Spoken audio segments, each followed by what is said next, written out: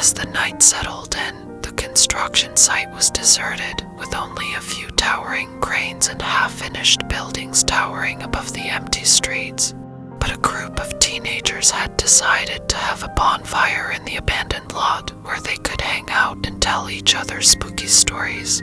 One of them, a girl named Sarah, had a story that she had heard from her uncle who worked on the site. There was a worker who disappeared from the site a few years ago, she began, and they never found him. But some of the other workers said they heard strange noises at night, like someone was still working on the site.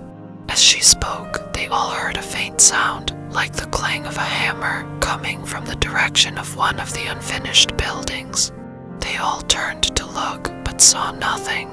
Suddenly, they heard a bleat, and a goat appeared out of nowhere, its eyes glowing in the dark.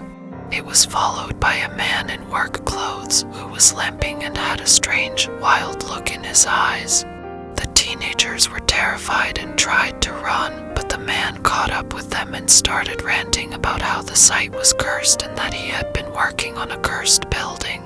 He said that the goat was the devil's pet and that it had been leading him around the site.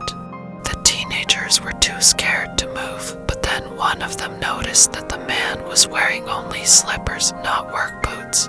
They realized that he wasn't a worker at all, but a madman who had somehow gotten onto the site.